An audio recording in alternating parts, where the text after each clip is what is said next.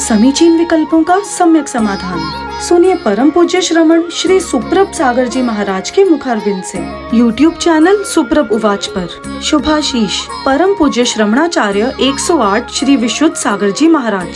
सानिध्य श्रमण सुप्रभ सागर जी महाराज, श्रमण प्रणत सागर जी महाराज। पुणे आर्जक श्री रविंद्र जयश्री, कुमारी परिणा गहाणकर अमरावती, 100 मोक्षता राजस डोन गावकर औरंगाबाद। ओम नमः सदेव्य। नमो नमः सत्हितंकराय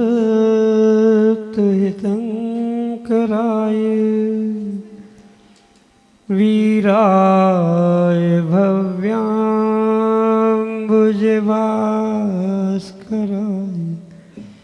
अनंतलोकाय सुरार्चिताय देवादिदेवाय नमो जिनाय देवादिदेवाय नमो जिनाय। पंच परमिष्टि भगवान की परम पूज्य आचार्य भगवंत गणाचार्य श्री विराग सागर जी महाराज की परम पूज्य पट्टाचार्य आचार्य भगवंत गुरुवर विशुद्ध सागर जी मुनि महाराज की परम पूज्य मुनि श्री प्रसम सागर जी सुप्रभ सागर जी महाराज जी की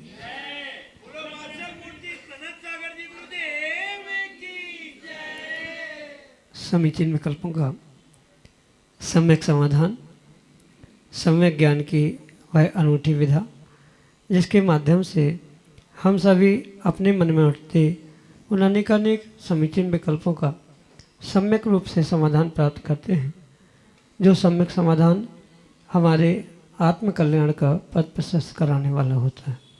क्योंकि जहाँ विकल्प है वहाँ संसार है और उस संसार की निवृत्ति का अनूठा उपाय समीचीन विकल्पों का सम्यक समाधान, जो कि परम पूज्य आचार्य भगवंत गुरुवर विशुद्ध सागर जी महाराज की मंगल सभा से परम पूज्य मुनि श्री सुप्रभ सागर जी महाराज द्वारा आपको प्रदान किया जाता है। तो आप भी अपने मन के विकल्प को समीचीनता के साथ प्रेषित करें और उसका सम्यक रूप से समाधान प्राप्त करने का पुरुषार्थ करें। प्रारंभ करते हैं आज का सम्यक समाधान। और आज के पहले विकल्प के लिए आष्टा मध्य प्रदेश से डॉक्टर मगन जैन, श्रीमती चंदा जैन महाराज श्री के चरणों में बारंबार नमोस्तु निवेदित करते हुए अपना प्रश्न रख रहे हैं कि महाराज जी, जैन धर्म में नए और निक्षेप बहुत महत्वपूर्ण अवधारणाएं हैं, इनमें सैद्धांतिक अंतर क्या है? हमारे समीचीन विकल्प का सम्यक समाधान करने की कृपा करें। नमोस्तु महाराज जी, नमोस्तु। नमः सिद्धम। परम पूज्य आचार्य भगवान गुरुवर विशुद्ध सागर जी महाराज की, परम पूज्य श्रवण मुनि प्रशम सागर जी महाराज की,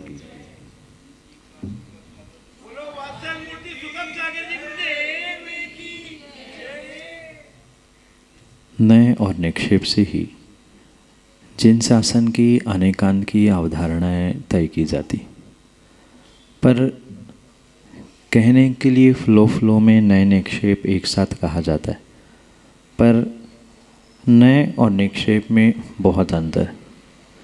ज्ञातुर अभिप्रायो व नया, वक्तुर अभिप्रायो व नया, ऐसी परिभाषा करते हुए आचार्य भगवंतों ने कहा है कि जो ज्ञाता का अभिप्राय है, वक्ता का अभिप्राय है, उसे नय कहा जाता है। जो वस्तु प्रमाणभूत है, यानी पूर्ण रूप से एक अखंडता को प्राप्त हुई है, उस अखंड प्रमाण रूप उस वस्तु में से किसी एक गुण को, धर्म को ग्रहण करते हुए जो वक्ता का अभिप्राय है, जो ज्ञाता का यानी उस वक्तव्य को समझने वाले का अभिप्राय है, वह नय कहा जाता है। जो कि द्रव्यार्थिक, पर्यार्थिक, व्यवहार, निश्चय या अन्य भी 7 प्रकार से 9 प्रकार से आचार्य भगवंतों ने कहा है। वही जो निक्षेप है वह 4 प्रकार से समझाते हुए द्रव्य, नाम, स्थापना आदि की अपेक्षा से वह विशेष रूप से कहा जाता है। जहाँ नयों से हटके या वक्ता ज्ञाता के अभिप्राय से हटते हुए कुछ विशेषता को लिया हुआ जहाँ न्यास होता है वह निक्षेप है। जैसे कोई व्यक्ति है, उस व्यक्ति का नाम जिनेंद्र रख दिया, तो जिनेंद्र नाम निक्षेप से तो जिनेंद्र है, पर एक्चुअली वह जिनेंद्र नहीं है, क्योंकि जो इंद्रियों को जीतता है वो जिनेंद्र कहलाते हैं, जितेंद्रिय कहलाते हैं, पर उसका नाम है तो वह नाम निक्षेप की अपेक्षा से वह जिनेंद्र कहलाते हैं। जैसे भगवान की प्रतिमाएं मंदिर में विराजमान होती है, तो मंदिर में विराजमान भगवान की प्रतिमाओं को वैसा कहना ये स्थापना निक्षेप है। स्थापना से उसे न्यास किया है, ट्रस्ट किया है, विश्वास किया है। तो जो विश्वास या न्यास करने की प्रक्रिया है उसे आगम में निक्षेप के रूप में कहा है, जो कि 4 प्रकार का होता है: द्रव्य निक्षेप, भाव निक्षेप, नाम निक्षेप और स्थापना निक्षेप। तो ये 4 प्रकार के निक्षेप है। उसके अलावा जो ज्ञाता का और वक्ता का अभिप्राय है, उद्देश्य है, कथन करते समय उसे नय कहा जाता है, और उस नय को प्राप्त करने के लिए या कथन को प्राप्त करने के लिए जो न्यास है, विश्वास है, उसे आगम में निक्षेप के रूप में कहा जाता है। यही दोनों में मौलिक अंतर आपके लिए सम्यक समाधान से। छिंदवाड़ा मध्य प्रदेश से संजय वज अगले समय चिन्ह विकल्प करें। नमोस्तु नमोस्तु नमोस्तु। मुनि श्री, मैं जानना चाहता हूँ कि गंधोदक कितना पवित्र होता है। गंधोदक कौन कौन लगा सकते हैं, कौन नहीं लगा सकते हैं? क्या गंधोदक जमीन पे गिरने से क्या अपवित्र हो जाता है? नमोस्तु नमोस्तु नमोस्तु। गंधोदक एक बहुत पवित्र वस्तु है जो परमात्मा के मस्तिष्क से या सर्वांग से प्राप्त हुआ जल के रूप में स्वीकार किया जाता है। मात्र परमात्मा की प्रतिमाओं से स्पर्शित होने के कारण से ही नहीं, अपितु उन प्रतिमाओं से स्पर्शित होते होते मंत्रों के माध्यम से, मंत्रों के उच्चारण के माध्यम से उसमें एक ऐसी विशेष ऊर्जा प्राप्त होती है जिसके कारण से वह परम पवित्र कहा जा सकता है।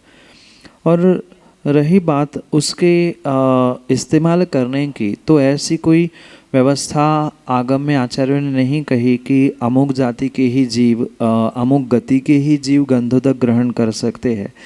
जो उस पर श्रद्धा रखकर उसे ग्रहण करेगा, पक्का है उसके लिए बहुत सारा श्रेष्ठ फल मिलेगा ही मिलेगा।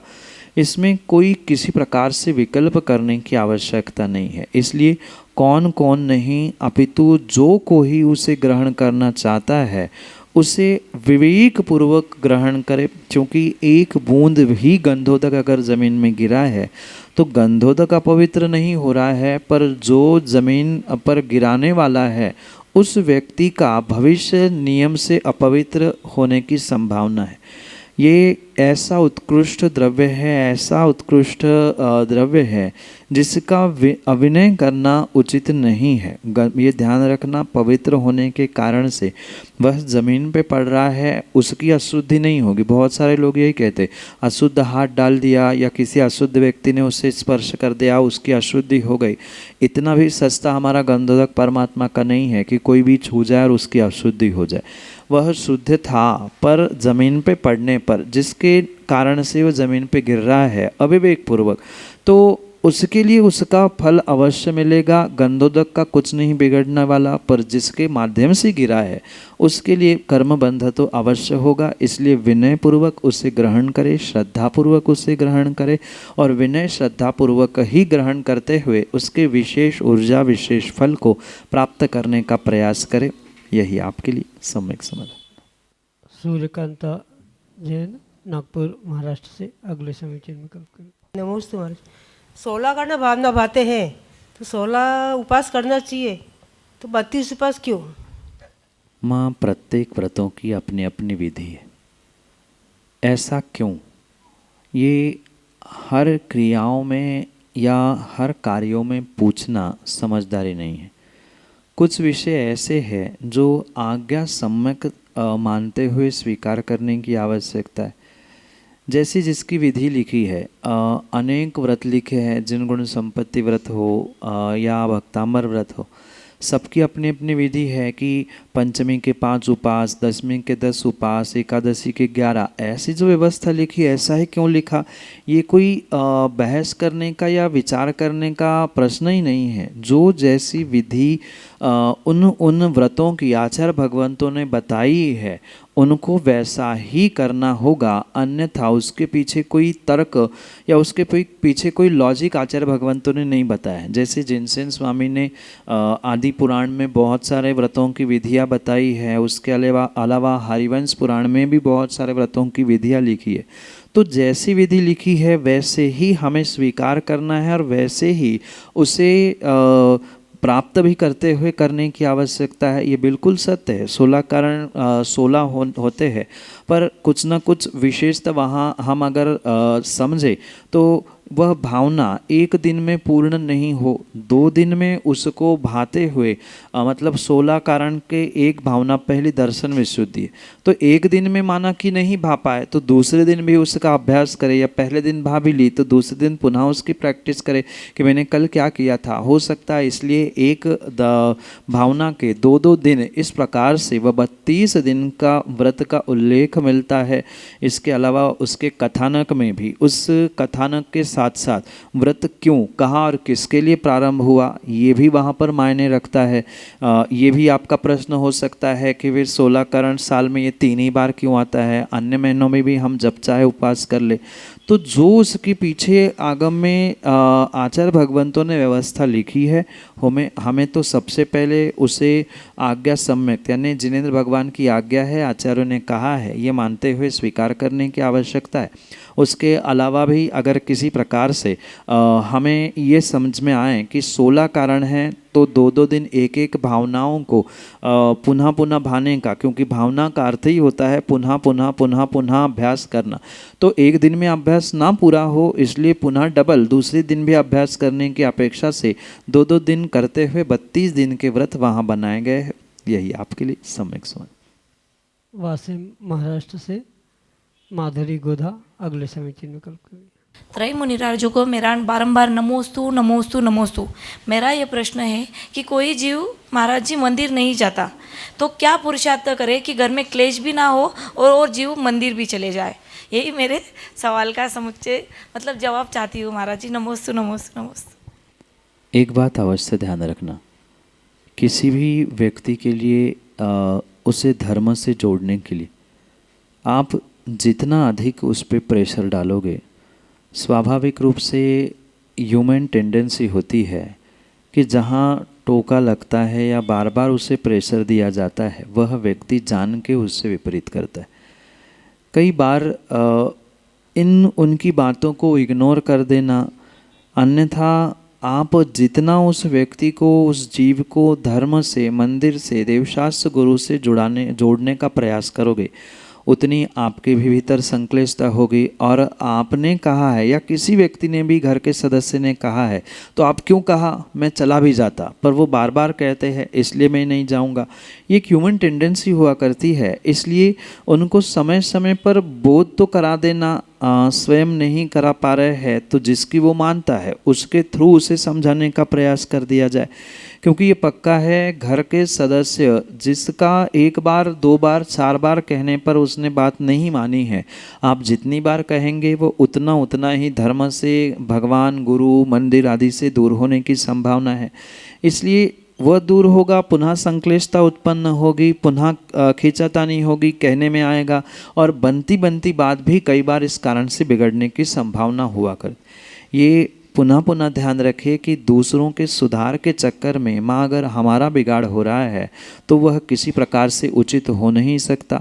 हम अपने आप को संभाल के रखें, अपना पुण्य इतना बढ़ा के रखें कि सामने वाले के आज नहीं तो कल कभी ना कभी परिणाम बदलने की संभावना है। पर पक्का है जितना आप टोकेंगे, जितना आप समझाएंगे, जितना आप उनको पुनः जोड़ने का प्रयास करेंगे उतना ही वह व्यक्ति दूर ही भागता जाएगा।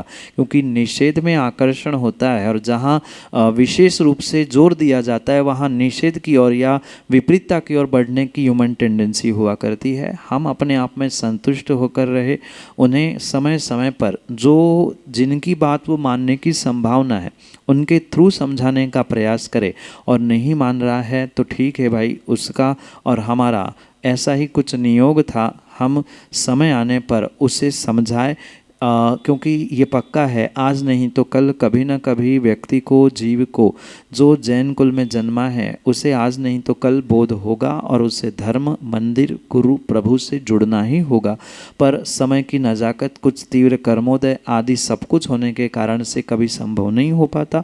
हम सामान्य रूप से समझाए, एक बार कहे, नहीं माने तो हम माध्यस्थ हो जाए, अपना पुरुषार्थ करें, हमें नहीं रोक रहे हैं, इतना ही आनंद मनाते हुए हम उनको इनडायरेक्टली, क्योंकि डायरेक्ट आप कहोगे तो पुनः सुनने के लिए मिलेगा, इनडायरेक्टली जिनकी मानता है उनके थ्रू समझाने का प्रयास करें। कुछ ऐसी घटना घटने पर गुरु प्रभु के माध्यम से हमारे जीवन में कैसे बदलाव हुआ, क्यों धर्म कहा जाता है, ऐसे दूसरों के दृष्टांत या अपने घर में, परिवार में घटित दृष्टांतों के माध्यम से उन्हें समझाने का प्रयास करें। समय आने पर उन्हें भी समझ में आने की संभावना है। यही आपके लिए सम्यक समझ। दिनेश जैन, नागपुर, महाराष्ट्र से अगले समीचीन विकल्प करें। नमोस्तु गुरुदेव, नमोस्तु गुरुदेव। गुरुदेव, कभी कभी कोई भी आके बोलता है कि मैं बहुत परेशान हूँ, ऐसा हूँ वैसा हूँ, बहुत ज़्यादा तकलीफ में है, और गुरुओं को ले जाके उनके यहाँ चरण पड़वा देते हैं, उनकी तकलीफ दूर हो जाती है, ऐसा क्यों? व्यक्ति के जीवन में द्रव्य, क्षेत्र, काल और भाव, इनका अपने आप में कुछ प्रभाव हुआ करता है और स्वाभाविक रूप से परमात्मा, जिनेंद्र भगवान के मंदिर, निर्ग्रंथ गुरु, जिनवाणी आदि एक विशेष ऊर्जावान द्रव्य कहलाते, जिनकी संगति प्राप्त करने से जिनको ऐसे विशेष विपरीतता के दिन देखने के लिए मिलते हैं, उनके भी दिन बदलते हैं। मुख्य इसके पीछे का कारण व्यक्ति का उन गुरुओं के, उन प्रभुओं के साथ जो निमित्त नैमित्तिक संबंध है, उनके कारण से ये बदलाव देखने के लिए मिलता है। पर ये भी ध्यान रखना, सबके साथ ये बदलाव नहीं होता।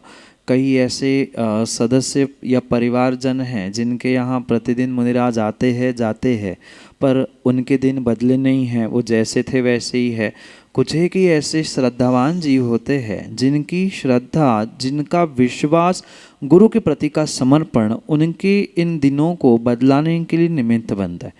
इसलिए ये गुरु की विशेष ऊर्जा कह दो या निमित्त नैमित्तिक संबंध कह दो या उस व्यक्ति की तद गुरु के प्रति विशेष श्रद्धा कह दो, आप जिन चाहे पहलुओं को देख लो, पर ये तीनों चारों सभी पहलू जब एक साथ कार्यकारी होते हैं तभी जीव के दिन बदलते हैं। कई बार ऐसा भी होता है, महान से महान गुरु उनके समीप पहुंचते हैं या वो व्यक्ति उनके पास पहुंचता है, चरण भी पड़ते हैं, पर फिर भी दिन नहीं बदले और एकाध बार, कई बार सामान्य मुनिराज से भी काम हो जाता है। तो वहाँ उस व्यक्ति की काल अवधि भी मायने रखती है। जैसे मारीची के लिए तीर्थंकर आदिनाथ ने भी समझाने का प्रयास किया, पर वो नहीं समझ पाया था मारीची, और वही शेर की पर्याय में 2 रिद्धिधारी मुनिराजों ने उपदेश दिया, उसका स्थितिकरण हो गया, वह अपने मोक्ष मार्ग पे बढ़ने का प्रयास करने लगा। तो ऐसा ही जीव का अपना स्वयं का तत्क्षण का पुण्य पाप भी, उस समय का पुरुषार्थ भी, और उतना ही नहीं गुरु के प्रति विश्वास, समर्पण, श्रद्धा, ये भी वहाँ बहुत मायने रखता है, जिसके माध्यम से माइनस में जाने वाला या विपरीतता को प्राप्त होने वाला, दुख कष्ट को प्राप्त होने वाला जीव परिवार भी कई बार प्लस में या बहुत अधिक रूप से उन्नति को प्राप्त होता हुआ मिलता है। सभी ये निमित्त नैमित्तिक संबंध है। और सीधी सी बात इतनी है, जिन व्यक्तियों को गुरुओं के प्रति विशेष लगाव, श्रद्धान और विश्वास, समर्पण हुआ करता है, उनके ही जीवन में ये बदलाव देखने के लिए मिलता है, हर किसी के नहीं। यही आपके लिए सम्यक समाधान। छिंदवाड़ा मध्य प्रदेश से रेणु जैन, अगले समीचीन विकल्प करें। नमस्ते महाराज जी। नमस्ते। इच्छा है महाराज जी। महाराज जी, मेरा प्रश्न है, 10 दिन में हम जैसे बहुत से नियम लेते हैं, तो नियम किस प्रकार लेना चाहिए? जैसे नियम अनेक प्रकार के हुआ करते, व्यक्ति अपने श्रद्धा और शक्ति के अनुसार उन नियमों को ले। जरूरी नहीं है कि मात्र पर्युषण पर्व के ही दिनों में, अन्य भी सामान्य दिनों में भी या पर्युषण पर्व के दिनों में भी जैसी व्यक्तिगत हमारी अनुकूलता है, शारीरिक, मानसिक, परिस्थिति जन्य, द्रव्य, क्षेत्र, काल आदि को लेते, तो उसके अनुसार हम नियम ले सकते हैं। बहुत बड़ा नियम लेना ये ही कोई बहुत बड़ा कार्य नहीं है। जैसे पर्युषण के दिनों में 10 दिन उपवास करना ये ही मात्र बहुत बड़ी बात नहीं है। 10 एकासन ही करना ये भी आवश्यक नहीं है। हम अपनी शक्ति को देखते हुए अपनी शक्ति के अनुसार नियम ले पर नियम पूर्वक यानी संकल्प पूर्वक करेंगे तो ये पक्का है, वह विशेष फलदायी होता है। जैसे दिन में मात्र 10 ही बार मुंह झूठा करेंगे, मतलब ये बता रहे हैं अधिकतम ये भी नियम हो सकता है कि हम 10 नहीं 15 बार पर्युषण में मात्र मुंह झूठा करेंगे। 5 बार जैसी शक्ति है उसको कम ज़्यादा करना, इतनी हारी ले लेना, इतने जाप हम 10 दिन में पूरे करेंगे, इतनी पूजाएं करेंगे आदि आदि। जैसी हमारी अनुकूलता, जैसा श्रद्धा और विश्वास के साथ हमारी शारीरिक और मानसिक दोनों प्रकार की शक्ति है वैसा ही हम कार्य करें। क्योंकि सामान्य रूप से नियम कोई बंधनात्मक नहीं होते, मतलब एक स्टैंडर्ड फॉर्म नहीं है कि ऐसा ही नियम पर्युषण में लेना चाहिए, ऐसा करने से ये पर्युषण का फल मिलेगा, बिल्कुल आवश्यक नहीं है।